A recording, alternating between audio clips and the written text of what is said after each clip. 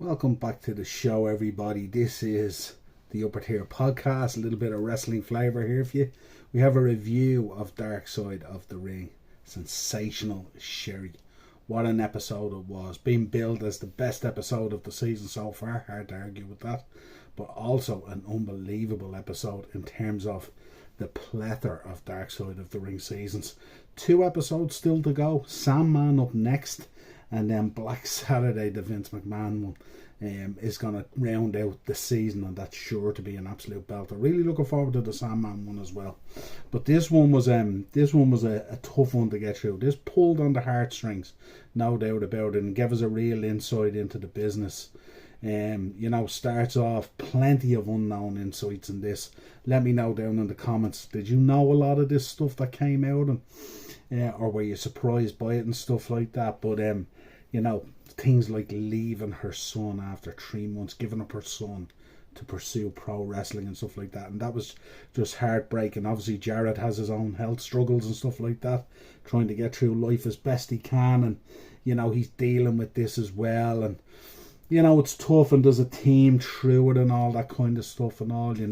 We found out that she dated Jake Roberts at an early stage in her career and stuff like that we didn't know, that I certainly didn't know about and stuff like that.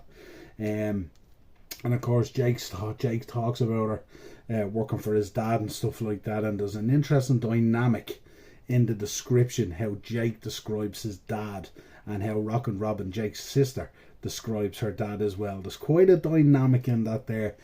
Look out for it when you're watching the episode, or if you're reviewing it, and then go back and review the Dark Side episode on Jake's dad. Kind of confirms a lot of it. Jake making the point that he probably didn't go near Sherri because she was too old for him. Crazy stuff. What a dynamic stuff. And you could see a moment there where Jake was taking that moment to absolutely stick it to the old man as well. But very, very interesting. The team coming through with Jared as well is, there's a lot of love there for his mum. He talks about her in a very positive way, but of course it also breaks down as well.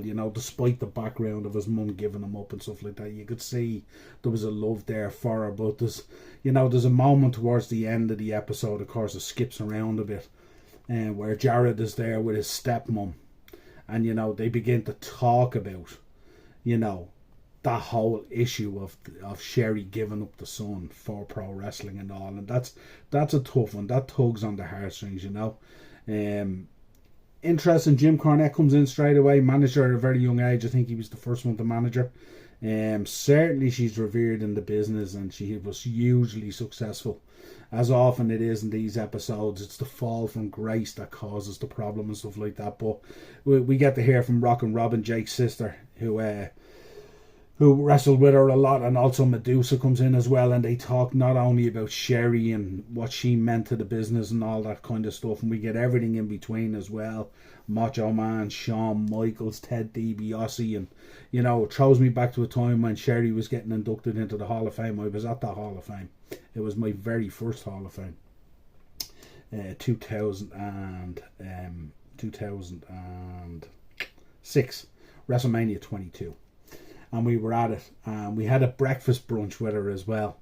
The morning of the Hall of Fame, it was like a kind of a bagels and brunch, they called it.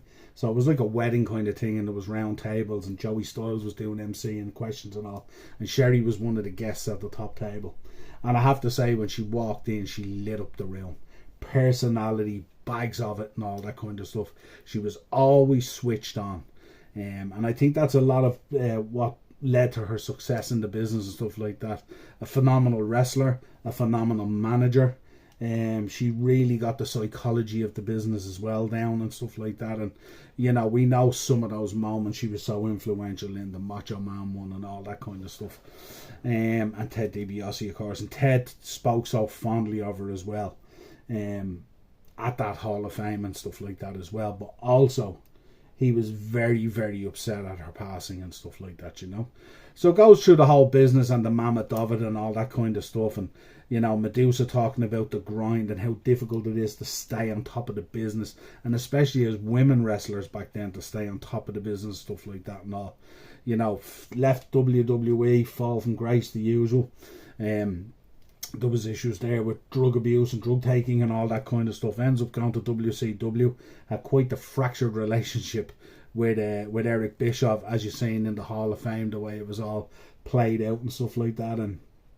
And yeah, and you know, it's just it's a crazy episode. Really gives us so much. This one, probably I would say, one of my favourite ones that Dark Side has done. And we have spoken this season about how it hasn't really felt overly Dark Side at times. More a tragic, sad side of story. This had a little bit of everything in it.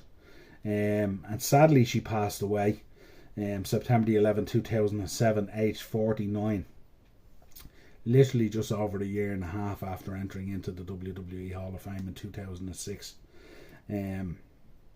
But no doubt she left her mark on the business. And she was by name Sensational. No doubt about it. But it's such an interesting episode. So much in there. So much to take in, and so much that personally I didn't know about. Let me know in the comments if you did. But that whole team through of giving up the sun for the business and all, quite dark, quite unbelievable really. But that was life in the business back then, you know. Absolutely crazy.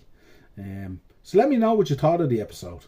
We're not going to do long reviews on this. We're not going to take it line by line and go into every little intricate full stop and detail and stuff like that. I like to give a top level review of it and stuff like that, because I want to leave something for you. If you've looked at the review and you haven't seen the episode, there'll be stuff in there for you and all. You know, multiple time champion, but a heck of a manager and stuff like that. And of course, got a great understanding from her, of course, starting out with Jimmy Cornette. So no doubt she was going to be on the path to success if you're starting out with Jim. But yeah, just descend it down into, as it always is, these falls and graces leading to drug abuse, you know, and a downward kind of spiral. And passed away sadly from a drug overdose at 49 years of age. Very, very sad. Still spoken about till this day. I think I have 2 of her figures in my collection around here somewhere. I know we have a number of her figures in the shop as well. So still a very, very popular and talked about character till this day. So hats off to Dark Side guys this week. Phenomenal episode and great background work, bringing out a lot of that detail and stuff like that. Until next time, folks, subscribe to the channel, hit the bell notification button, and let me know in the comments what was the stuff in there that you thought of, that you liked, that you went to, what was your go-to stuff and all that kind of stuff. And yeah, up next, Sandman. Really looking forward to that one. Folks, subscribe to the channel, hit the bell notification button and drop a like on the video, and we'll be back with you again real soon. Cheers.